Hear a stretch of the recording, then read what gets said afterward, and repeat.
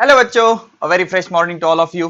तो आज नाइन्थ का एक नया चैप्टर हम स्टार्ट करने जा रहे हैं। इस चैप्टर का नाम है ग्रेविटेशन। क्या बच्चों? ग्रेविटेशन। अब इसमें एक चीज देख लो बच्चों, ग्रेविटेशन की एक पूरी प्लेलिस्ट, आई थिंक 10 लेक्चर है पूरे, ये हमने यूट्यूब पे ऑलरेडी अपलोड किए हुए हैं। तो अभी आपके पास टाइम है, आप उसको भी बढ़िया से एंजॉय कर सकते हो। अभी आप नाइन्थ स्टैंडर्ड में हो, हम ये जो ग्रेविटेशन पढ़ा रहे हैं नाइन्थ स्टैंडर्ड सीबीएसई के लिए पढ़ा रहे हैं। लेकिन आपका जो एज है बच्चों, ये नॉलेज बटोरने का एज है। और ऐसी सिचुएशन आई है अभी कि आपके पास टाइम ही टाइम है, तो इसको आप एज अ पॉजिटिव लीजिए और जिधर से मिल रहा है नॉलेज बटोर लीजिए। ठीक है, नॉलेज ग्रैब कीजिए। आपको कोई एग्जाम का प्रेशर नहीं है, किसी टाइप के एग्जाम नहीं है। और बेसिकली जो आपका फोकस होना चाहिए वो नीट और जेई एग्जाम पे होना चाहिए। ठीक है, और आपके अगर बड़े ड्रीम होंगे आईएएस बनना, आईपीएस बनना, तो उसके भी आप प्लान कीजिए, उस हिसाब से एग्जीक्यूट कीजिए। ठीक है, तो हम ये ग्रेविटेशन देखेंगे बच्चों। तो ग्रेविटेशन चैप्टर आज हम स्टार्ट करेंगे, और स्टार्ट करने से पहले मैं आपको बता दूं, नाइन्थ सीबीएसई में ग्रेविटेशन है, 10th महाराष्ट्र बोर्ड में ग्रेविटेशन है। अब अलग अलग बोर्ड में चल जाओ, ग्रेविटेशन चैप्टर आपको मिलेगा। 11th में चले जाओ, ग्रेविटेशन है। नीट के लिए ग्रेविटेशन है, जेई के लिए ग्रेविटेशन है। तो बहुत इंपॉर्टेंट चैप्टर है। और मैं आपको बता दूं, बेसिकली नीट और एम्स एग्जाम के लिए 4 एमसीक्यू भी आ चुके हैं। एक ही एग्जाम में 4 एमसीक्यू, मतलब 4 into 4 16 मार्क्स का इतना बड़ा पोर्शन कवर करता है। और ये स्कोरिंग सब्जेक्ट है बच्चों, बहुत इजी चैप्टर है। अगर आपको कंसेप्ट समझ गए तो कुछ याद रखने की जरूरत नहीं, इजीली आप उसको आराम से सॉल्व कर सकते हैं। ठीक है ना। तो हम ये जो ग्रेविटेशन है 4G स्टाइल में सीखेंगे बच्चों। ठीक है, 4G स्टाइल में एक अलग टेक्निक से सीखेंगे। वही घिसी पिटी पुरानी बातें, एप्पल था ऊपर से गिरा नीचे गिरा, न्यूटन ने सोचा, ऐसा नहीं करेंगे। 4G स्टाइल में बहुत जबरदस्त कंसेप्चुअल बातें करेंगे, 12th की बातें करेंगे, आपको बहुत अच्छे से समझाऊंगा मैं। कुछ एडवांस बातें जो आपने सुनी नहीं होंगी वो भी करेंगे। इस तरह से हम सारी चीजें पढ़ेंगे। तो कॉपी और पेन निकाल लो और पढ़ाई करना शुरू कर दो। कॉपी और पेन रेडी चाहिए, और हेडिंग क्या लगाओगे आप? Heading will be gravitation in 4G style. ठीक है ना, 4G स्टाइल में हम ग्रेविटेशन शुरू करेंगे। तो बेसिकली बताया क्या जाता है बच्चों, पहले तो एक चीज याद रखो, जो ग्रेविटेशन है नॉर्मली हमारे दिमाग में क्या बैठा हुआ होता है कि ग्रेविटेशन किसी स्टोरी से डिस्कवर हुआ था।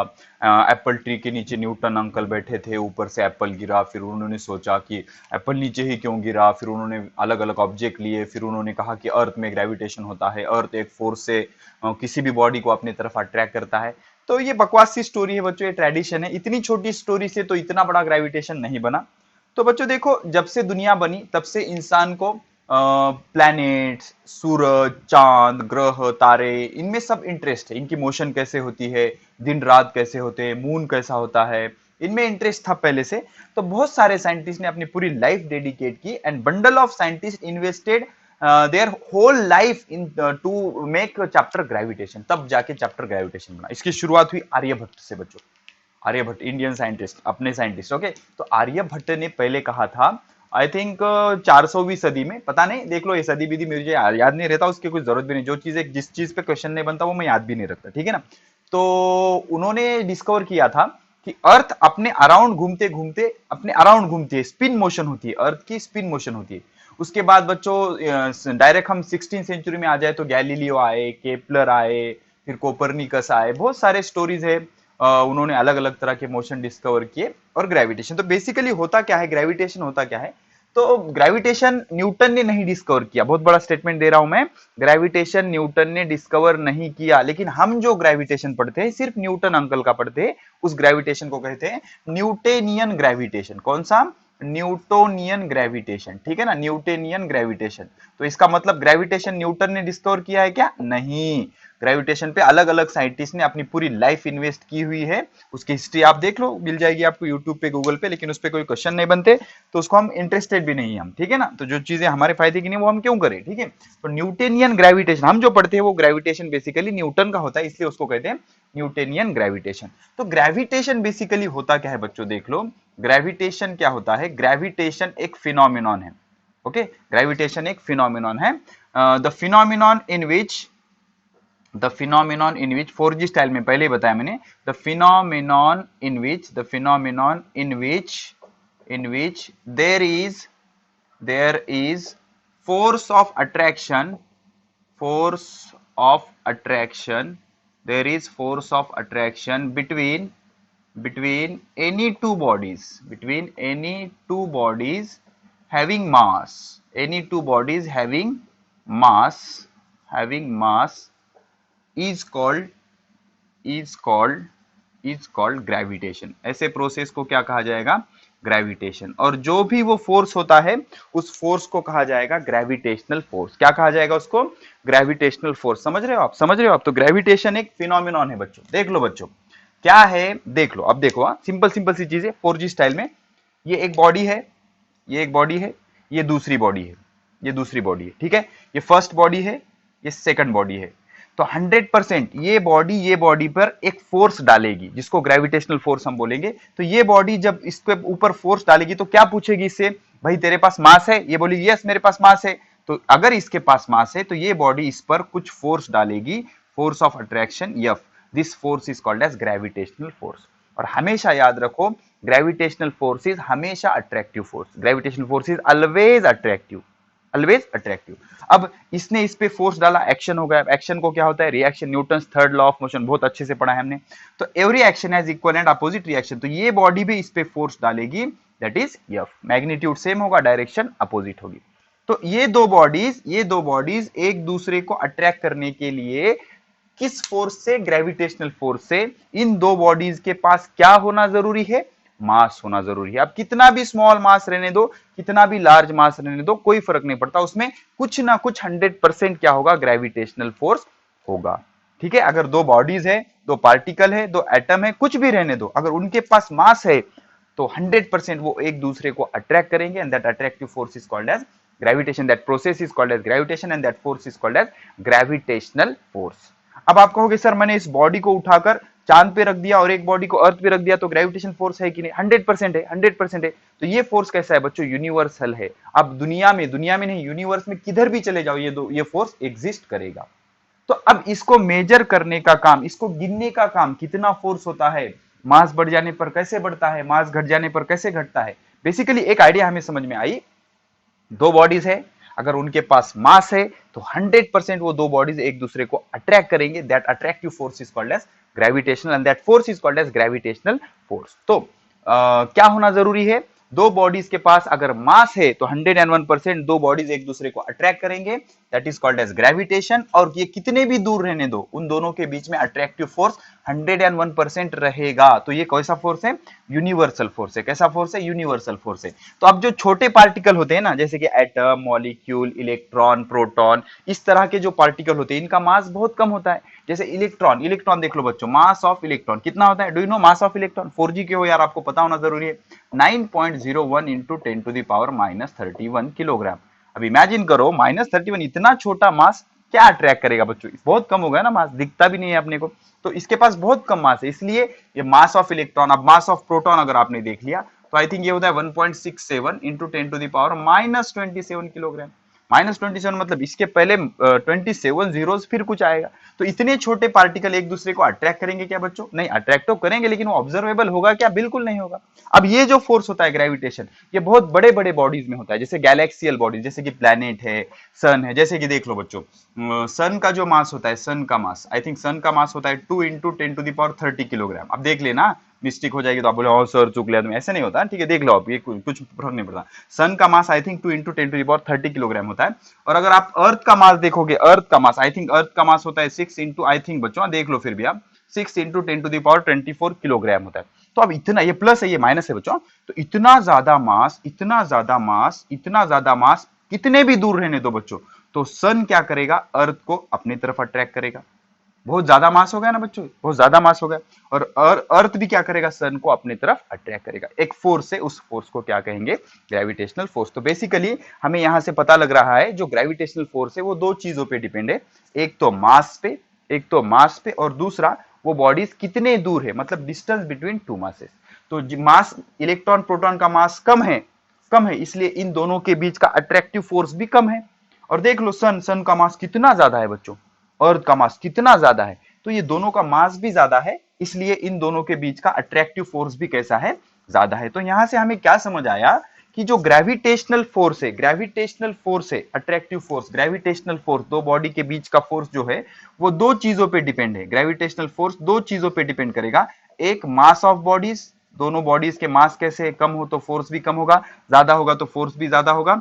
और दूसरा दूसरा distance between two bodies, distance between two bodies मतलब डिस्टेंस बिटवीन टू बॉडीज मतलब बॉडीज कितने दूर रखे हुए हैं, वो जो बॉडीज है ना, दो बॉडीज कितने दूर प्लेस है उस पर डिपेंड करेगा, ठीक है ना। मतलब डिस्टेंस अगर बढ़ जाएगा, बॉडीज दूर दूर चले जाएंगे तो फोर्स कम हो जाएगा, और डिस्टेंस अगर आप कम करोगे, बॉडी को नजदीक लाओगे तो फोर्स क्या हो जाएगा, बढ़ जाएगा। तो यही चीज ऑब्जर्व की न्यूटन अंकल ने, और उन्होंने एक लॉ दे डाला, बहुत ही फेमस लॉ, जिसको कहते हैं Newton's universal law of gravitation. अब ये अलग फॉर्म में हम थोड़ा सा पढ़ लेंगे, ठीक है। हेडिंग लगाओ, Newton's universal law of gravitation, Newton's Newton's universal universal law of gravitation, gravitation. अब ग्रेविटेशन के बारे में लॉ है, इसलिए इसको क्या बोलेंगे, ग्रेविटेशन का law.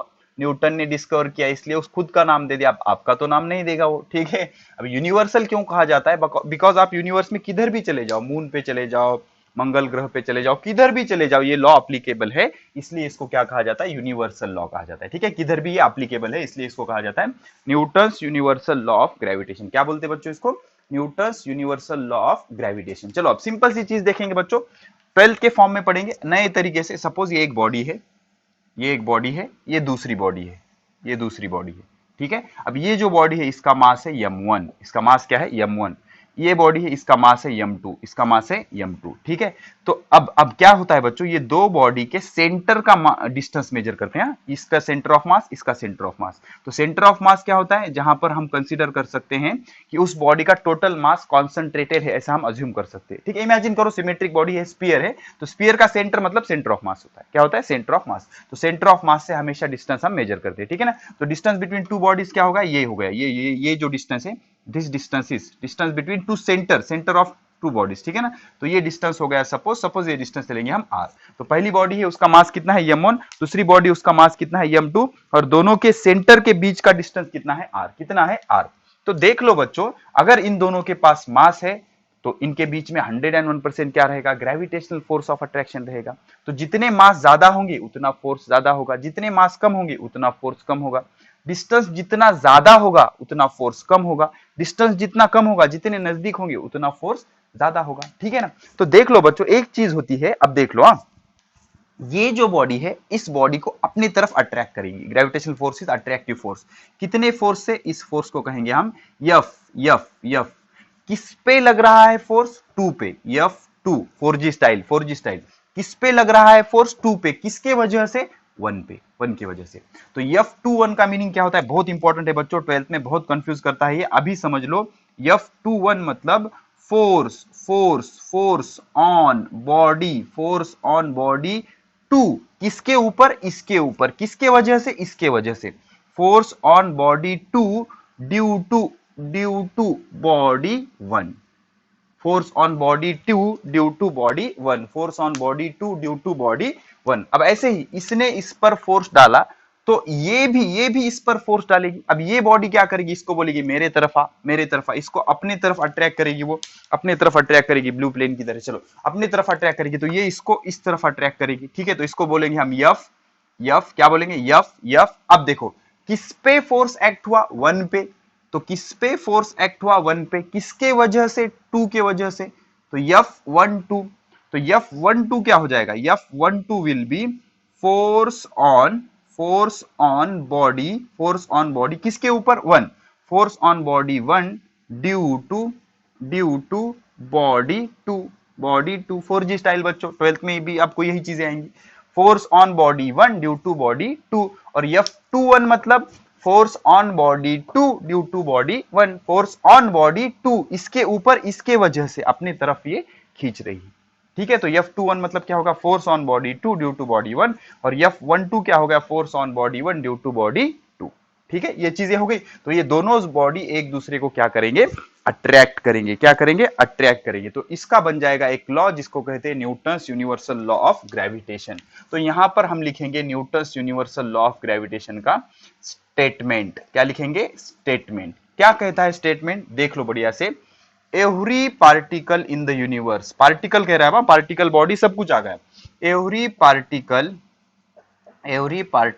In universe, every particle in universe, universe, हाँ यूनिवर्सल फोर्स होता है, every particle in universe attract every other particle, कहीं पर भी रहने दो, every particle in universe attract every other particle with a force, with a force with a force of attraction, attract होगा ना, every particle in the universe attract every other particle with a force number one which is which is which is directly proportional to, which is directly proportional to, which is directly proportional to product of their masses, product of their masses, product of their masses, समझ रहे हो, मतलब दोनों के masses जितना ज्यादा होंगे बच्चों, उतना उन दोनों के बीच का ग्रेविटेशनल फोर्स कैसा होगा, ज्यादा होगा, मासेस कम होंगे ग्रेविटेशनल फोर्स कम होगा, ठीक है, which is directly proportional to product of their masses. Number to,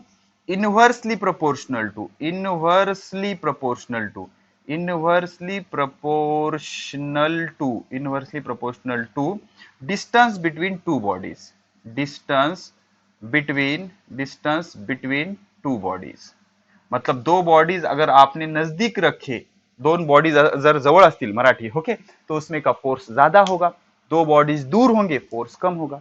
तो ये जो ग्रेविटेशनल फोर्स है ना, ये दो बॉडी के बीच का जो ग्रेविटेशनल फोर्स है, ये ग्रेविटेशनल फोर्स एक तो दोनों के मास पे डिपेंड करता है, एक दोनों के बीच के डिस्टेंस पे डिपेंड करता है। जितना इसका मास ज्यादा होगा उतना दोनों के बीच का फोर्स ऑफ अट्रैक्शन ज्यादा होगा, इसलिए रिलेशन कैसा आया, डायरेक्टली प्रोपोर्शनल। डायरेक्टली प्रोपोर्शनल मतलब एक बढ़ जाने से दूसरा भी बढ़ जाता है, तो मासेस अगर आपने बढ़ा दिए तो फोर्स भी बढ़ जाएगा, डायरेक्टली प्रोपोर्शनल। अब आप जितने दूर ले जाओगे डिस्टेंस बढ़ जाएगा फोर्स घट जाएगा, डिस्टेंस बढ़ जाएगा फोर्स घट जाएगा, ऑब्वियस सी चीज है ना बच्चों। एक बॉडी यहाँ पर, एक बॉडी बस स्टैंड पे अट्रैक्शन कम होगा, एक बॉडी यहाँ पर दूसरी बॉडी यहाँ पर फोर्स ऑफ अट्रैक्शन ज्यादा होगा, मतलब दूरियां बढ़ जाने से फोर्स कम हो जाता है, ठीक है ना, ऐसे ही। तो क्या कहता है, every particle in the universe attract every other particle with the force which is directly proportional to product of their masses and universal proportional to distance square of distance between two bodies. Okay, क्या कह रहा है, every particle in the universe attract every other particle with a force which is directly proportional to product of their masses and inversely proportional to square of, ये रह गया बच्चों हमारा, square of distance, square of distance between two bodies, square of distance between two bodies, ठीक है, inversely proportional to square of distance between two bodies, ठीक है। अब इसको हम एक्सप्रेस करेंगे, एक्सप्रेशन देखेंगे, इसका स्पेस नहीं है, थोड़ा सा रब कर लो बच्चों, चीजें लिख लो अच्छे से, हो गया हो गया हो गया, चलो। तो न्यूटन्स लॉ क्या कहता है, the force of attraction between किंवा एवरी टू पार्टिकल्स और every particle in the universe attract every other particle, every particle in the universe attract every other particle with a force which is directly proportional to product of their masses and inversely proportional to square of distance between two masses, square of distance between two masses, ठीक है। अब लिखेंगे इसका explanation, ये पहला मास है, ये दूसरा मास है, दोनों के बीच का डिस्टेंस कितना है, स्मॉल आर, अरे चलना भाई, ओके, स्मॉल आर कितना, स्मॉल आर। अब देख लो बच्चों, अब आप कहोगे सर ये F12 मतलब क्या है, F12 मतलब वन के ऊपर एक्ट होने वाला फोर्स, इसके ऊपर, किसके वजह से, इसके वजह से, तो ये बॉडी इसको अपने तरफ खींचेगी और ये बॉडी इसको अपने तरफ खींचेगी, तो टू पे एक्ट होने वाला फोर्स वन की वजह से, टू पे एक्ट होने वाला फोर्स वन की वजह से, जो दोनों फोर्स होते हैं इसके मैग्नीट्यूड सेम है, देख लो मैग्नीट्यूड सेम है लेकिन डायरेक्शन अपोजिट है, F21 किधर है, इधर है, F12 किधर है, इधर है, ठीक है। तो देख लो इसका एक्सप्रेशन बनाएंगे हम, एक्सप्रेशन या इसको एक्सप्लेनेशन भी कह सकते हो आप।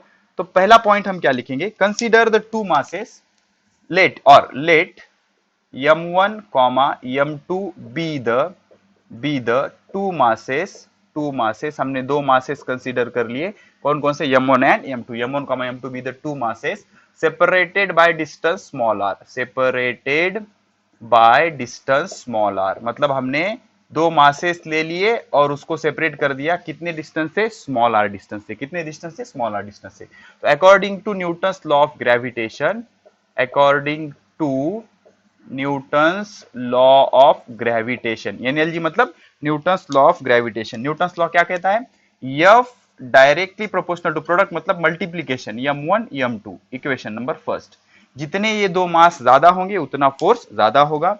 Second one, F is inversely proportional to square of distance, square भूल गए थे बच्चों हम, square of distance between two particle, मतलब डिस्टेंस जितना दूर होगा उतना फोर्स कम होगा, इसलिए रिलेशन इनवर्स आ गया। अब क्या करेंगे, कंबाइन करेंगे इन दोनों को, कंबाइन कंबाइन इक्वेशन 1 एंड 2, क्या हो जाएगा, F directly proportional to m1 m2 divided by are square. अब हमारी प्रोसीजर क्या होती है बच्चों, हम इस प्रोपोर्शनल को इक्वल करते हैं, तो प्रोपोर्शनल को इक्वल करने की प्रोसीजर क्या होती है, हम कांस्टेंट इंट्रोड्यूस करते हैं। ठीक है, तो यहाँ पर कांस्टेंट इंट्रोड्यूस करेंगे हम, F इज इक्वल टू, यहाँ पे कांस्टेंट होता है G m1 m2 divided by are square. So where G is constant called universal gravitational constant. इस पे अगले पॉइंट में बात करेंगे हम, ठीक है ना। तो जी इज कांस्टेंट, जी क्या है, कांस्टेंट है, उसको बोलेंगे universal gravitational constant, universal gravitational constant, उसका नाम क्या है, यूनिवर्सल ग्रेविटेशनल कांस्टेंट। अब क्यों कहते हैं, क्या कहते हैं, सारी चीजें देखेंगे, पहले आप ये चीजें लिख लो। तो सिंपल सिंपल सी चीजें, F directly proportional to product of their masses and F inversely proportional to square of distance between two bodies. तो m1 m2 टू बॉडीज लिए हमने, separated by distance r according to Newton's law. F directly proportional to m1 m2, F inversely proportional to r square, combine किया, F directly proportional to m1 m2 divided by r square, F is equal to g m1 m2 divided by r square, where g is constant called as universal gravitational constant। अब सवाल ये पैदा होता है, sir आपने F कहा यहाँ पर, तो आपने F12 और F21 लिखा, तो ये क्या माजरा है सर। तो एक चीज याद रखो, magnitude of F is equal to magnitude of F12 is equal to magnitude of F21। तीनों के मैग्नीट्यूड कैसे बच्चों, सेम है। ये अगर 5 न्यूटन होगा तो ये भी 5 न्यूटन ही होगा, ये इस पे 5 न्यूटन डालेगा तो ये भी इस पे 5 न्यूटन ही डालेगा। Every reaction has equal and opposite reaction, equal and opposite reaction. तो फर्क क्या होगा, सिर्फ इनकी डायरेक्शन अपोजिट होगी। अगर इसको आप प्लस ले लोगे तो ये क्या हो जाएगा, माइनस हो जाएगा। तो हमेशा याद रखो F12 vector F12 is equal to minus vector F21, ठीक है ना। तो ये क्या होता है, force on one due to two, force on one due to two, force on two due to one, force on two due to one, force on two due to one. अब इसके प्रैक्टिस के लिए एक system मैं बता दूंगा आपको, अच्छे से थोड़ा सा प्रैक्टिस कर लेंगे। 4G स्टाइल में पढ़ेंगे हम न्यूटन्स लॉ ऑफ ग्रेविटेशन। तो न्यूटन्स लॉ हमने पढ़ लिया, तो फोर्स दोनों कैसे होते हैं, सेम होते हैं, equal and opposite, but directions are opposite, directions are opposite. अब थोड़ा सा एडवांस कंसेप्ट देख लेंगे बच्चों। चलो सपोज तीन पार्टिकल, बढ़िया से देखो बच्चों, एक पार्टिकल, दूसरा पार्टिकल, तीसरा पार्टिकल, ठीक है। अब इसका मास है m1, इसका मास है m2, इसका मास है m3। अच्छे से देख लो बच्चों प्लीज, प्लीज। तो ये दोनों का डिस्टेंस ले लेंगे हम r, ये दोनों का डिस्टेंस भी ले लेंगे हम सपोज r, ये दोनों का भी डिस्टेंस कितना ले लेंगे हम r। इमेजिन करो। अब देख लो बच्चों, अच्छे से देखो क्या होता है बच्चों। देखो ये बॉडी क्या करेगी, इसको अपनी तरफ अट्रैक्ट करेगी। दो बॉडी इमेजिन करो, ये बॉडी m2 इसको अपनी तरफ अट्रैक्ट करेगी, ये बॉडी इसको अट्रैक्ट करेगी। तो ये फोर्स कौन सा होगा, F किसके ऊपर अप्लाई हो रहा है, 1 के ऊपर। कौन अप्लाई कर रहा है, 2। दूसरी बॉडी इसको अपनी तरफ अट्रैक्ट करेगी, किसके ऊपर अप्लाई हो रहा है, 1, किसके वजह से, 2 की वजह से, F21, ठीक है। अब ऐसे ही क्या हो जाएगा, ये बॉडी इसको अपनी तरफ खींचेगी, ऐसे देख लो, ये बॉडी इसको अपनी तरफ खींचेगी। तो ये कैसा फोर्स हो जाएगा, F किसके ऊपर एक्ट हुआ, 2 के वजह से, किसके ऊपर एक्ट हुआ, 2 की वजह से, किसके वजह से, 1 की वजह से। तो ये हो गया F21। तो अब इन दोनों का रिलेशन क्या होगा, F21 is equal to minus F12, या फिर आप ऐसे भी लिख सकते हो, F12 is equal to minus F21, कोई फर्क नहीं पड़ता, ठीक है ना। इसको माइनस लिखो या इसको लिखो, दोनों को माइनस से मल्टीप्लाई कर दिया तो ये माइनस होगा, ये प्लस होगा, डजंट मैटर, ठीक है। अब इसका देखो बच्चों, इसका देखो आराम से देखो, ये बॉडी इस पे फोर्स डालेगी, अपने तरफ खींचेगी, मतलब ये ऐसे हो जाएगा। तो ये फोर्स किस पे एक्ट हुआ, 3 पे एक्ट हुआ, किसके वजह से, 2 के वजह से, टू की वजह से, समझ रहे हो। अब उसके बाद ये बॉडी इसको अपनी तरफ खींचेगी, तो ये हो जाएगा फोर्स किसके ऊपर, 2 के ऊपर, किसके वजह से, 3 की वजह से, ठीक है। तो ये क्या हो जाएगा, ये इक्वल एंड अपोजिट, तो ये क्या हो जाएगा, F23 is equal to minus F32, ठीक है। चलो अब यहां पर देख लो बच्चों, समझ रहे हैं नहीं आपको। अब ये थर्ड बॉडी फर्स्ट को अट्रैक्ट करेगी, अपने तरफ खींचेगी इधर। तो ये जो फोर्स है किसके ऊपर लगा, 1 के ऊपर, किसके वजह से, 3 के वजह से, ठीक है। अब देखो ये बॉडी 1 3 को अपने तरफ खींचेगी, इधर खींचेगी। तो ये हो जाएगा फोर्स किसके ऊपर लगा, 3 के ऊपर लगा, किसके वजह से, 1 की वजह से, समझ रहे हो। तो क्या हो गया, F13 is equal to F31, किसी एक को माइनस लिख दो, किसी एक को माइनस, तो ये क्या हो गए, equal and opposite, equal and opposite, ठीक है। तो इस तरह से ये 4G स्टाइल में हम न्यूटन्स लॉ ऑफ ग्रेविटेशन को लिखते हैं, ठीक है। तो न्यूटन्स लॉ ऑफ ग्रेविटेशन क्या कहता है, एवरी मास या every particle in the universe attract every other particle with a force which is directly proportional to product of their masses and inversely proportional to square of distance between two masses, ठीक है। तो आप 4 particle 5 particle लेके आप try करो, फायदा होगा आपका, ठीक है। अब इस तरह से तो इक्वल एंड अपोजिट दोनों फोर्स होते हैं, ठीक है। अब पढ़ेंगे हम universal universal universal gravitational constant के बारे में, यूनिवर्सल ग्रेविटेशनल कांस्टेंट डिटेल में पढ़ेंगे, यूनिवर्सल ग्रेविटेशनल कांस्टेंट, ठीक है, कैपिटल जी। अब सबसे चैप्टर शुरू होते हुए हमने एक स्टेटमेंट किया था कि gravitation is not discovered by Newton, उसका रीजन क्या था अच्छे से समझने की कोशिश करो बच्चों, ठीक है। देख लो अब क्या है, according to Newton's law, according to Newton's law of gravitation, Newton's law of gravitation, according to Newton's law of gravitation क्या लिख सकते हैं हम, F is equal to Gm1m2 divided by are square. F मतलब दोनों के बीच का फोर्स का मैग्नीट्यूड, G मतलब यूनिवर्सल ग्रेविटेशनल कांस्टेंट, M1 मतलब पहला मास, M2 मतलब दूसरा मास, आर स्क्वायर मतलब डिस्टेंस बिटवीन टू मासेस। तो ये G क्या है, कांस्टेंट, इसको हम क्या कहते हैं, यूनिवर्सल ग्रेविटेशनल कांस्टेंट। तो इस आर स्क्वायर को इधर शिफ्ट कर दो, क्या हो जाएगा, F r square Gm1m2, simple, F r square Gm1m2। अब इसको इधर शिफ्ट कर दो, क्या हो जाएगा, F r square divided by M1 M2 is equal to G, ठीक है। अब क्या करेंगे हम, देख लो, G की डेफिनेशन लिखने वाले हम, let us suppose M1 is equal to M2 is equal to 1 kilogram, M1 is equal to M2 is equal to 1 kilogram and they are separated by distance of 1 metre. मतलब पहली body इसका मास कितना है, 1 kilogram, second body इसका मास कितना है, 1 kilogram, और दोनों के बीच का जो सेंटर है, ये सेंटर का डिस्टेंस जो है बच्चों, ये डिस्टेंस कितना है, 1 मीटर, सपोज कितना है, 1 मीटर। तो क्या होगा, ये 1 किलोग्राम वाली बॉडी इसको अपने तरफ खींचेगी और ये बॉडी इसको अपने तरफ खींचेगी, ठीक है। तो कितना खींचेगी देख लेंगे हम, चलो। तो क्या होता है बच्चों, देख लो, G इज इक्वल टू ये F का F रखो बच्चों, आर स्क्वायर, आर कितना है, 1 मीटर, ये आर हो गया ना, ये M1 हो गया और ये M2 हो गया, ठीक है। तो F आर स्क्वायर मतलब 1 का स्क्वायर, कितना, 1 का square divided by M1 M2 मतलब 1 इंटू 1, तो क्या हो गया है, F। तो फॉर्मूला क्या आ गया, G is equal to F। मतलब यहां से एक चीज समझ में आ रही है, अगर आपने एक सिस्टम बनाई जिसमें आपने 2 मासेस रखे 1 किलोग्राम के, कितने डिस्टेंस पे, 1 मीटर डिस्टेंस पे, तो उनके बीच का जो ग्रेविटेशनल फोर्स होगा, that gravitational force is nothing but universal gravitational constant.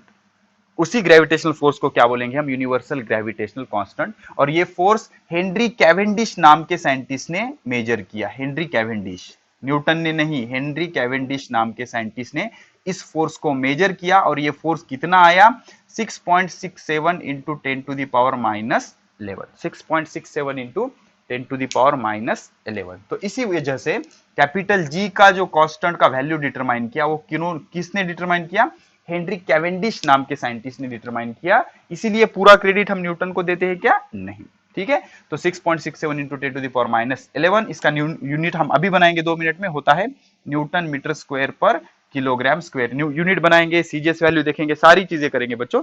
तो ये वैल्यू हो गई यूनिवर्सल ग्रेविटेशनल कांस्टेंट की, 6.67 into 10 to the power minus 11 newton metre square पर किलोग्राम स्क्वायर। तो डेफिनेशन किस तरह आ जाएगी, देख लो, universal gravitational constant, universal gravitational constant is the force of attraction between two bodies of unit mass, between two bodies of unit mass, मतलब 1 kilogram mass के unit mass separated by distance of 1 metre, separated by distance of 1 metre. मतलब universal gravitational constant मतलब क्या, gravitational force of attraction, gravitational force of attraction कैसे bodies का, जिनका मास कितना है 1 किलोग्राम और कितने डिस्टेंस पे रखे 1 मीटर पे। मतलब दो बॉडीज 1 किलोग्राम के 1 मीटर डिस्टेंस पे रखे और दोनों के बीच का अट्रैक्टिव फोर्स अगर आपने मेजर किया तो उस फोर्स को हम क्या बोलेंगे, यूनिवर्सल ग्रेविटेशनल कांस्टेंट, और वो कितना होता है 6.67 इंटू 10⁻⁻11। और किसने मेजर किया, scientist Henry Cavendish, scientist Henry Cavendish ने वो वैल्यू मेजर की। ठीक है, अब हम क्या पढ़ेंगे, यूनिवर्सल ग्रेविटेशनल कांस्टेंट का एसआई यूनिट, सीजीएस यूनिट, और उसको कन्वर्ट भी करेंगे एसआई यूनिट और सीजीएस यूनिट में। जल्दी जल्दी देख लेंगे बच्चों, सिंपल सिंपल सी चीजें हैं, बहुत काम की है, 12th में एज इट इज है, तो अभी समझ लोगे तो आपका फायदा हो जाएगा। ठीक है, तो देख लो बच्चों, हमारे पास क्या है, न्यूटन्स लॉ क्या कहता है, F is equal to G m1 m2 divided by are square. Okay, आपकी हेडिंग क्या रहेगी, SI and CGS unit of capital G, SI and CGS unit of capital G. अब आप एसआई और सीजीएस समझना चाहिए ऑफ कैपिटल जी, अब उस पर बात नहीं करेंगे। एसआई मतलब सिस्टम इंटरनेशनल डी यूनाइट, सीजीएस मतलब सेंटीमीटर ग्राम सेकंड, पता होगा ना आपको, ठीक है ना, एमकेएस सीजीएस दो सिस्टम थे। ओके चलो, F is equal to G m1 m2 divide by are square, इसपे से जी क्या आ जाएगा बच्चों, आर स्क्वायर को ऊपर शिफ्ट करो, m1 m2 को नीचे, तो ये हो जाएगा F R square divided by m1 m2। अब हमारे पास क्वांटिटी कौन कौन से है, फोर्स, डिस्टेंस स्क्वायर और m1 m2। ठीक है, तो अब इसके जो एसआई यूनिट होते हैं, एसआई मतलब एमकेएस होते हैं, ऐसे याद रखो आप, और दूसरा सीजीएस, एसआई और सीजीएस। तो फोर्स का एसआई यूनिट क्या होता है बच्चों, न्यूटन, क्या होता है, न्यूटन, फोर्स का एसआई यूनिट होता है न्यूटन, और सीजीएस यूनिट होता है डाइन, सीजीएस यूनिट क्या होता है, डाइन, और एक न्यूटन में कितने डाइन होते हैं, 10⁵ डाइन, समझ रहे हो आप। चलो ठीक है, उसके बाद आर स्क्वायर, आर मतलब डिस्टेंस, डिस्टेंस का एसआई यूनिट क्या होता है, मीटर, और उसका स्क्वायर है ना, आर स्क्वायर है, आर स्क्वायर इसलिए मीटर स्क्वायर, तो मीटर का सेंटीमीटर हो जाएगा CGS, centimetre gram second, centimetre gram second, तो मीटर स्क्वायर का क्या हो जाएगा, सेंटीमीटर स्क्वायर। यमोन का मास किसमें मेजर करते हैं, किलोग्राम, किलोग्राम इंटू किलोग्राम, पहला मास किलोग्राम, दूसरा मास किलोग्राम, किलोग्राम इंटू किलोग्राम क्या हो जाएगा, किलोग्राम स्क्वायर, किलोग्राम का सीजीएस क्या होगा, ग्राम, स्क्वायर का स्क्वायर, तो सीजीएस यूनिट, जी फॉर ग्राम, तो ग्राम स्क्वायर। तो देख लो बच्चों, मीटर का सेंटीमीटर कैसे होता है, एक मीटर में होते हैं 100 सेंटीमीटर, और एक किलोग्राम में होते हैं 1000 ग्राम, एक किलोग्राम में कितने होते हैं 1000 ग्राम। तो जी की जो वैल्यू हमने फाइंड आउट की, कैसे फाइंड आउट की, एक एक किलो के दो बॉडीज 1 मीटर डिस्टेंस पे रखे, उसमें का फोर्स मेजर किया, तो वो फोर्स आया 6.67 इंटू 10⁻11, और यूनिट क्या बना, न्यूटन मीटर स्क्वायर पर किलोग्राम स्क्वायर। अब ये यूनिट कैसे बना न्यूटन मीटर स्क्वायर पर किलोग्राम स्क्वायर, तो देख लो बच्चों, हमें पता करना है किसका यूनिट, जी का यूनिट पता करना है, जी का यूनिट, तो SI unit of G is equal to, तो फोर्स का यूनिट रखना पड़ेगा, फोर्स का यूनिट क्या है, न्यूटन, आर स्क्वायर का यूनिट रखना पड़ेगा, आर स्क्वायर का यूनिट क्या है, metre square, divided by m1 m2 का यूनिट क्या है, m1 इंटू m2 का यूनिट है kilogram square, newton metre square पर किलोग्राम स्क्वायर। तो ऐसे ही इसका सीजीएस यूनिट क्या हो जाएगा, सीजीएस यूनिट क्या हो जाएगा, न्यूटन का क्या कर दो, डाइन कर दो, डाइन, ओके, मीटर का क्या कर दो, सेंटीमीटर स्क्वायर का स्क्वायर रहने दो, centimetre square, divide by kilogram का क्या हो जाएगा, ग्राम, स्क्वायर का स्क्वायर, डाइन सेंटीमीटर स्क्वायर पर gram square, newton metre square पर kilogram square, dyne centimetre square पर gram square. Let us find the CGS value of capital G, क्या हो जाएगा, देख लो, capital G is equal to 6.67 into 10⁻11 into newton का dyne करेंगे बच्चों, न्यूटन का डाइन करोगे तो क्या हो जाएगा 10⁵ डाइन, न्यूटन की जगह क्या रख सकते हो आप, 10⁵ डाइन। अब मीटर स्क्वायर है तो मीटर की जगह क्या रखते हैं, 100 सेंटीमीटर, 100 मतलब क्या होता है 10⁻² सेंटीमीटर, तो मीटर का स्क्वायर है तो यहाँ पर मीटर का स्क्वायर करेंगे हम 10⁻² सेंटीमीटर का स्क्वायर, दोनों का स्क्वायर करना पड़ेगा ना, 10⁻² सेंटीमीटर का स्क्वायर, डिवाइडेड बाय ग्राम स्क्वायर है कि ये किलोग्राम को ग्राम करेंगे बच्चों, तो किलोग्राम को ग्राम कैसे करोगे, ये 1000 मतलब 10⁻³ ग्राम लिख सकते हैं, किलोग्राम की जगह 10⁻³ ग्राम, तो ये किलोग्राम है, किलोग्राम की जगह रखेंगे 10⁻³ ग्राम स्क्वायर का स्क्वायर। बस इसको सॉल्व करेंगे, 6.67 इंटू 10⁻11 इंटू ये 10⁵, 10⁻2 to the power 2 into 2 4 rules of indices, 10⁻4 divided by 3 into 2, 3 2 6, 10⁻6, और साथ में क्या बच जाएगा, यहाँ का डाइन, यहाँ का सेंटीमीटर स्क्वायर और यहाँ का ग्राम square.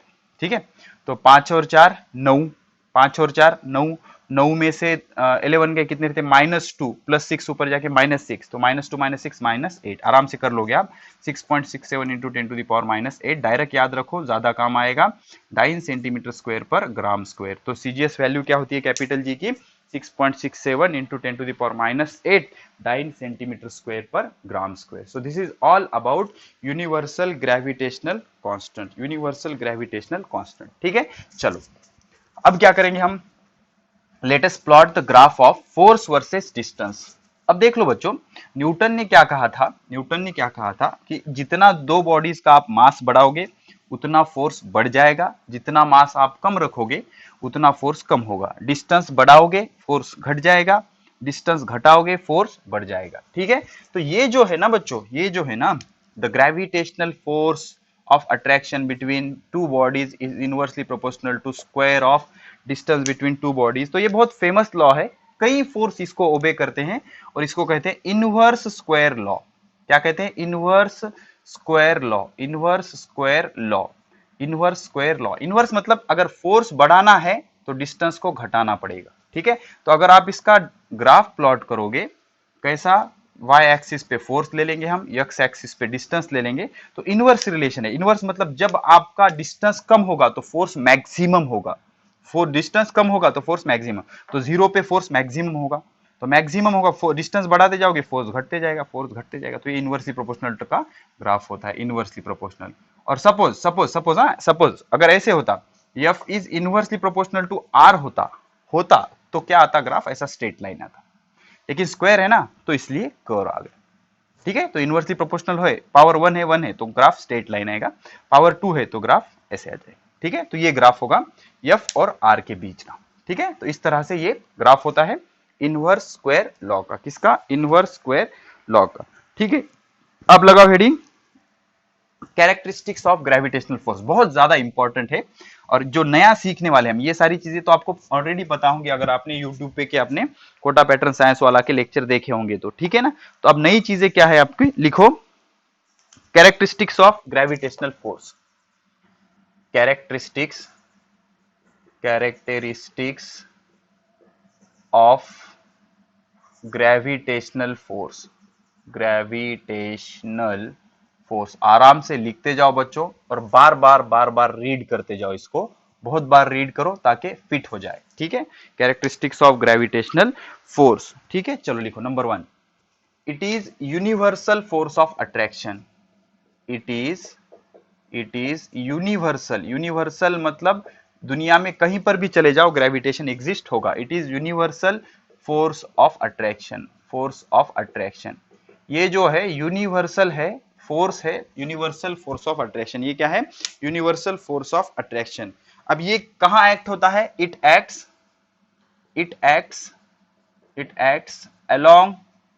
along the line joining, it acts along the line joining center of two bodies.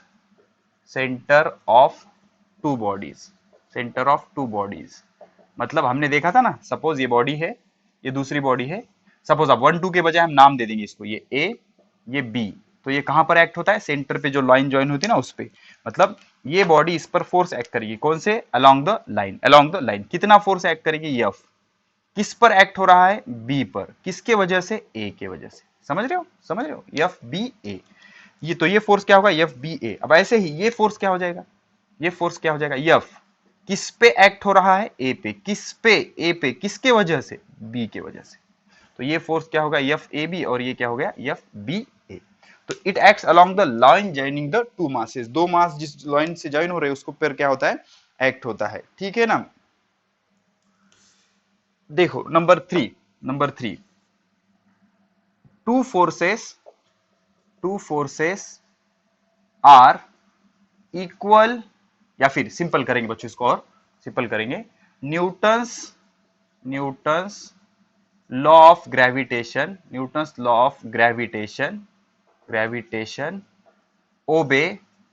ओबे Newton's third law of motion, या फिर थर्ड लॉ ऑफ मोशन, वो भी न्यूटन ने दिया था. Third law of motion, dominant level देखो बच्चों, ग्रेविटेशन का लॉ भी उसने ही दिया, मोशन का लॉ भी उन्होंने दिया. ठीक है ना, Newton's law of gravitation obey third law of motion. मतलब इक्वल एंड अपोजिट फोर्स होते हैं. FAB is equal to minus FBA. दोनों का मैग्नीट्यूड कैसा है, सेम, और डायरेक्शन कैसी है, अपोजिट. न्यूटन का थर्ड लॉ है ना, every action has equal and opposite reaction. तो ये एक्शन हो गई, ये रिएक्शन हो गई। ये फोर्स किसने एक्ट किया? इसने। समझ लो बच्चों, ये फोर्स इसने एक्ट नहीं किया, ये फोर्स इसने एक्ट किया, ए पर बी ने, बी पर ए ने, ठीक है ना। तो ये न्यूटन थर्ड लॉ ओबे करता है, every action has equal and opposite reaction. तो अगर ये 5 न्यूटन होगा तो ये कितना होगा? -5 न्यूटन, ठीक है। अब उसके बाद बच्चों, it is the weakest force if masses are, okay, it is weakest force, it is weakest force, weakest force, force of universe, दुनिया का सबसे वीकेस्ट फोर्स है बच्चों। क्यों वीकेस्ट है? बिकॉज हम एक बॉडी है, अर्थ एक बॉडी है, तो हमारे हमको क्या करेगा? अर्थ अपनी तरफ अट्रैक्ट करेगा, तो हम उसको चिपके हुए हैं कैसे? नहीं। क्यों? बिकॉज ग्रेविटेशनल फोर्स कैसा है? वीकेस्ट फोर्स है। कैसा है? वीकेस्ट फोर्स है। तो अगर पांचवा, if mass is increases, if mass increases, mass increases, force increases, force increases, समझ रहे हो?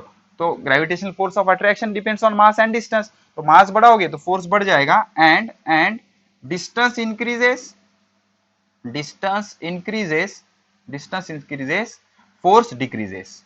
अगर डिस्टेंस बढ़ाओगे तो फोर्स घट जाएगा, फोर्स घट जाएगा। मतलब क्या होता है? F directly proportional to m1 m2, मतलब मास बढ़ाओगे तो फोर्स बढ़ जाएगा, दोनों में से कोई मास, दोनों मास कुछ भी बढ़ाओ, और अगर आप डिस्टेंस बढ़ाओगे तो फोर्स घट जाएगा। तो F is inversely proportional to r square, F is inversely proportional to r square, ठीक है ना। तो हम ऐसे लिख सकते हैं इसको, sixth one, F directly proportional to m1, F directly proportional to m2, F inversely proportional to r square. मतलब जो फोर्स होता है, कोई एक मास भी बढ़ाओगे तब भी बढ़ जाएगा, दोनों मास बढ़ाओगे तब भी बढ़ जाएगा, और डिस्टेंस बढ़ाओगे तो मास घट जाएगा, डिस्टेंस बढ़ाओगे तो मास घट जाएगा। अब seventh one, it is long range force, it is long range force, it is long range force. ये कैसा है? Long range force, because present up to infinity, present up to infinity. कहां तक प्रेजेंट है? इंफिनिटी तक। अब मुझे बताओ, यहां पर हम है, सूरज कितने दूर है, सन कितने दूर है, तो ये अप टू इंफिनिटी, तो ये लॉन्ग रेंज फोर्स है।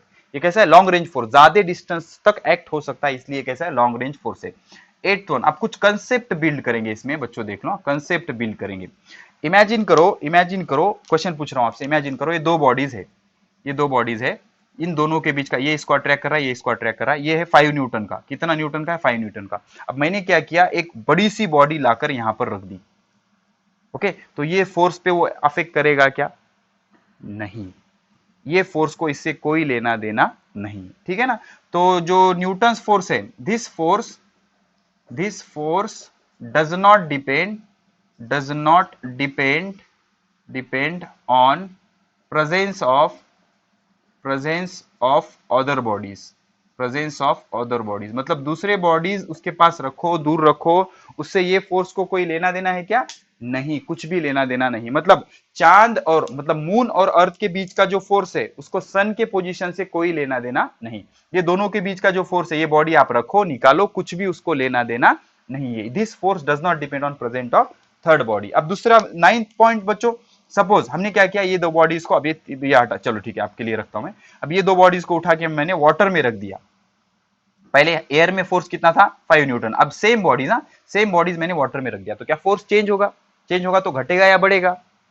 नहीं, कुछ भी फर्क नहीं होगा उस पर, ठीक है ना। तो this force does not depend, this force does not depend on medium, this force does not depend on medium surrounding two bodies, surrounding two bodies. जिस बॉडीज में का आप फोर्स निकाल रहे हो, उसके सराउंडिंग में कौन सा मीडियम है, एयर है, वाटर है, केरोसिन है, ऑयल है, या कुछ और है, इस पे ये डिपेंड करता है क्या बच्चों? बिल्कुल नहीं। मतलब अदर बॉडीज पे भी डिपेंड नहीं करता, और दूसरी चीज, आपके सराउंडिंग में मीडियम क्या है, इस पे भी ये डिपेंड नहीं करता। It does not depend on medium as well as surrounding bodies, medium as well as surrounding bodies, ठीक है। तो it is universal force, it acts along the line joining the center of two bodies, Newton's law of gravitation obeys Newton's third law of motion। ये weakest force है, universe का सबसे weakest force है। अब इससे strong कौन कौन से होते हैं? इलेक्ट्रोस्टैटिक फोर्स, इलेक्ट्रोस्टैटिक फोर्स मतलब दो चार्ज के बीच का फोर्स एक दूसरे को अट्रैक्ट करता है। मैग्नेट का फोर्स बहुत स्ट्रांग होता है, लेकिन ऐसे नहीं होता। अब मास बढ़ाओगे फोर्स बढ़ जाएगा, डिस्टेंस बढ़ाओगे फोर्स घट जाएगा। इसका मीनिंग क्या होता है कि जो ग्रेविटेशनल फोर्स है, जो ग्रेविटेशनल फोर्स है that force is directly proportional to masses inversely proportional to distance. अब ये जो है ये लॉन्ग रेंज फोर्स है, मतलब इन्फिनिटी तक भी प्रेजेंट हो सकता है। और उसके बाद आप तीसरी बॉडी इसके साइड में रखो, किधर भी रखो, ये फोर्स पे इफेक्ट नहीं होता। और बॉडीज के सराउंडिंग का मीडियम क्या है, एयर है, ऑयल है, वाटर है, इस पे ये चीज डिपेंड नहीं करती, ये चीज इस पे डिपेंड नहीं करती। अब इसके बाद बच्चों देख लो, नोट लिखो, note note capital G is called universal gravitational constant because its value 6.63 into 10 to the power minus 11 newton metre square पर किलोग्राम स्क्वायर। अब 4G टेक्निक, कैलकुलेशन आसान करने के लिए ये 6.63 को हम क्या कहेंगे, 20/3।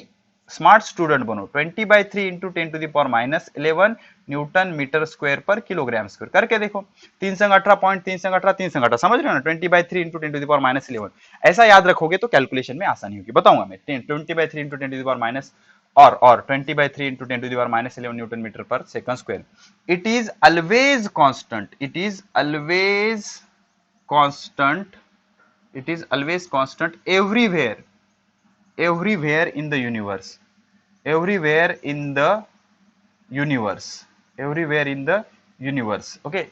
G is called universal gravitational constant because its value, ये जो value होती है, it is always constant everywhere in the universe and does not depend on anything. Does not depend on anything, मतलब किसी पे भी डिपेंड नहीं करती। ये तो हमें भी पता है सर, नहीं पता आपको कंफ्यूजन हो सकता है। जैसे कि आप सोच सकते हो क्या sir, F is equal to G m1 m2 divided by are square.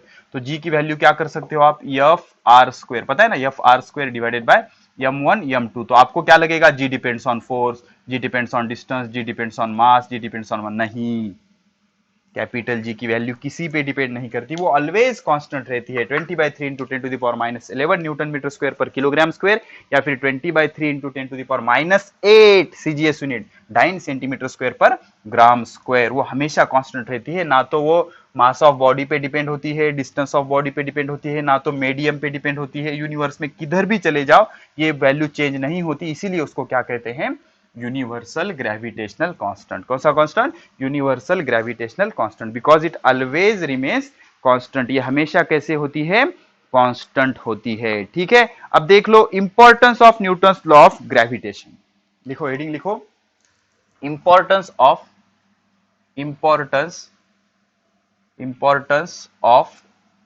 Newton's law of gravitation, NLG, Newton's law of gravitation. तो न्यूटन्स लॉ ऑफ ग्रेविटेशन ने क्या किया, कुछ यूनिवर्सल फिनोमेनॉन एक्सप्लेन किए, यूनिवर्सल, ठीक है ना, यूनिवर्सल फिनोमेनॉन एक्सप्लेन किए, किसने, न्यूटन्स लॉ ऑफ ग्रेविटेशन ने। कौन से, नंबर वन कौन से, अर्थ बाइंड टू द सन, ठीक है, अर्थ बाइंड टू द सन, मतलब जो अर्थ है वो सन से बंधा हुआ है बिकॉज ऑफ ग्रेविटेशन। ऐसे होता है ना, दिस इज आवर सन और इसके सराउंडिंग में अर्थ घूमती है। अब सर्कुलर क्या इलिप्टिकल वो देखेंगे हम केपलर के लॉ में। तो ये जो अर्थ है सूरज से बंधी हुई है, force exerted by sun on earth. तो किस पे डाल रहा है फोर्स, अर्थ पे। कौन डाल रहा है, सन। तो ऐसे लिखेंगे ना हम, force on earth due to sun, force on earth due to sun, इधर अट्रैक्ट करेगा। तो इस वजह से ये अर्थ सन से बंधी हुई है। ये पहली फिनोमिनॉन इसने एक्सप्लेन की। सेकंड फिनोमिनॉन क्या एक्सप्लेन करेगा, मोशन ऑफ मून। ऐसे ही मून बाइंड टू अर्थ। तो अब जैसे अर्थ बाइंड है सन से, वैसे ही अर्थ के सराउंडिंग में कौन घूमता है बच्चों, मून घूमता है। दिस इज द मून, ये क्या है बच्चों, मून है। ठीक है, ये मून है हमारा, चांद चंदा मामा से प्यारा मेरा मामा। ओके, तो ये इसको अपनी तरफ अट्रैक्ट करता है यार, बिकॉज ऑफ मास। ठीक है, तो अब आप सोचोगे सर ये भी अट्रैक्ट करेगा ना, नो प्रॉब्लम, उन दोनों के बीच में भी फोर्स होगा, लेकिन ये जो फोर्स होगा वो ज्यादा होगा। क्यों, बिकॉज ये दोनों का डिस्टेंस कम है ना, ये दोनों, और ये बहुत दूर है, देख लो। तो ये दो फोर्स कैसा होगा, ज्यादा होगा। ठीक है, तो इस फोर्स को आप क्या बोलोगे, force on moon, force on moon due to earth. Technique पढ़ा रहा हूं, 12th में बहुत काम आएगी। Force on moon due to earth, force on moon due to earth. ठीक है, तो इस तरह से इस फोर्स की वजह से मून उसके सराउंडिंग में घूमता है। उसके बाद थर्ड वन क्या देखेंगे हम, motion of planets around the sun, motion of planet, motion of planet around the sun, planet around the sun, around the sun, मतलब जैसे अर्थ है, सिर्फ अर्थ ही लाड़ का है क्या, नहीं, बहुत सारे प्लैनेट है जो सन के अराउंड घूम रहे हैं, उसको हम सर्कुलर मोशन कहते हैं। उसके लिए एक फोर्स लगता है, उसे कहते हैं सेंट्रीपिटल फोर्स, पढ़ेंगे हम नेक्स्ट पॉइंट में।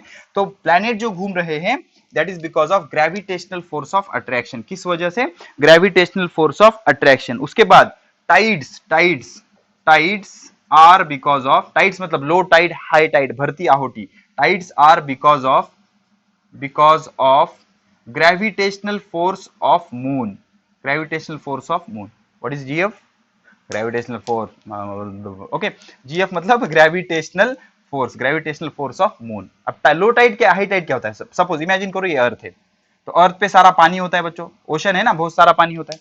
तो जब आपका मून यहां पर होगा, मून यहां पर होगा, ये मून है बच्चों, इमेजिन करो ये मून है, ये अर्थ है, तो मून क्या करेगा, मून क्या करेगा, अर्थ पर फोर्स डालेगा, उसको क्या बोलेंगे, force on earth due to moon, force on earth due to moon. अब ये जो पानी है इस पर का, ये जो फ्लूइड है जिसको हम पानी कहते हैं, ये पानी तो मूव हो सकता है, तो ये जो पानी है, ये पानी अट्रैक्शन की वजह से आगे चला जाएगा।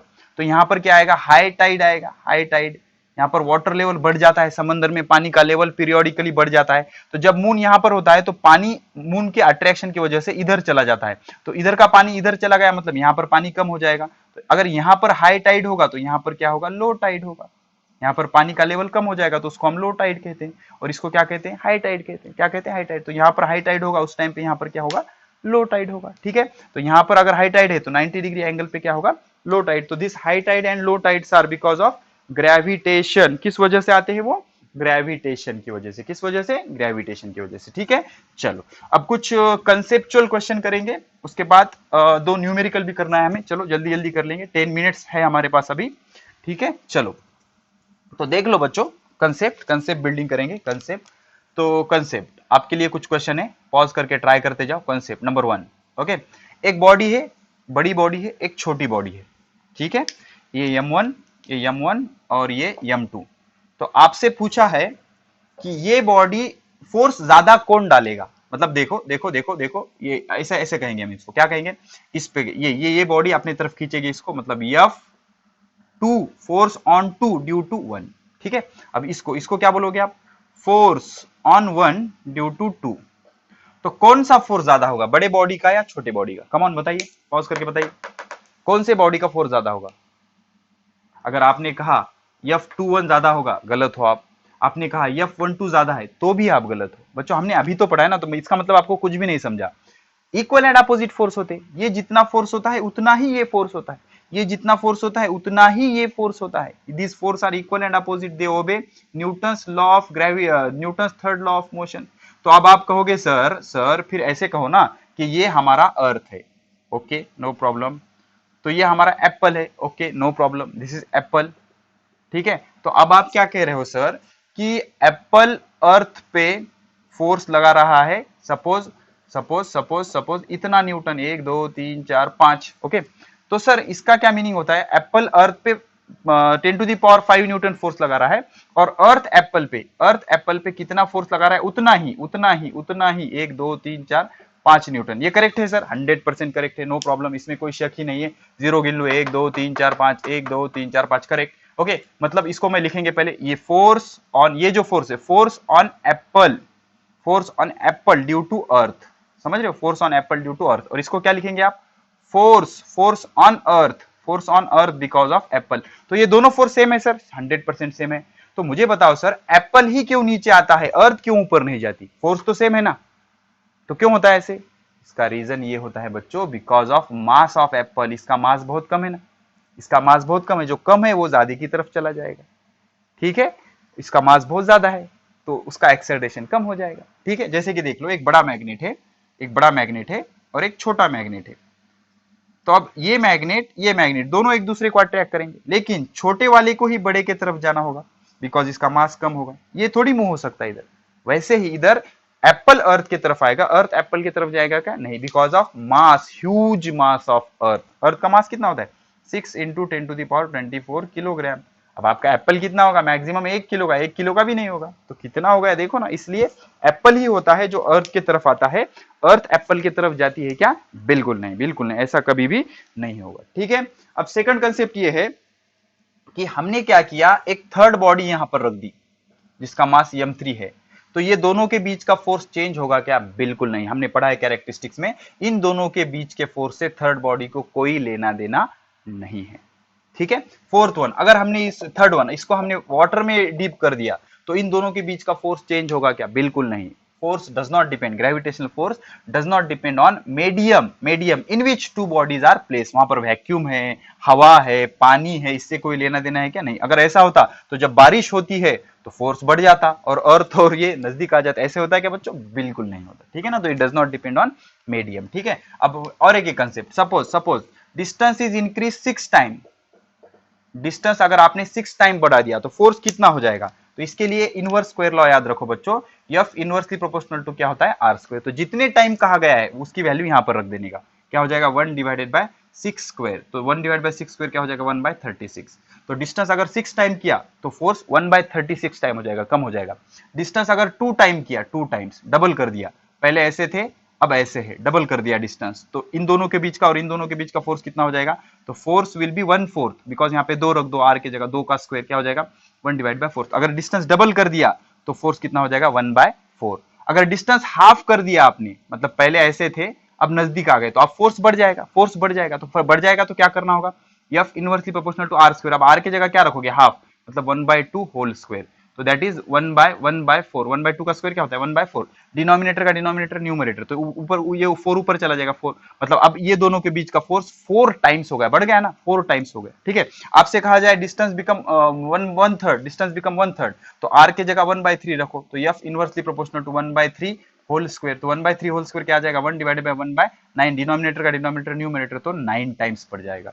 मतलब आप डिस्टेंस को घटाओगे तो फोर्स बढ़ जाएगा, डिस्टेंस को बढ़ाओगे तो फोर्स घट जाएगा। तो ऐसे भी न्यूमेरिकल आपसे या एमसीक्यू आपसे पूछ सकते हैं। ठीक है, तो इस तरह से ये ग्रेविटेशन के कुछ इंपॉर्टेंट चीजें हमने डिस्कस की। अब 1-2 मिनट में मैं आपको एक एक्स्ट्रा पॉइंट बता देता हूं, आपको समझना बहुत जरूरी है। ओके, हमारे पास टाइम है क्या? देखने दो मुझे पहले।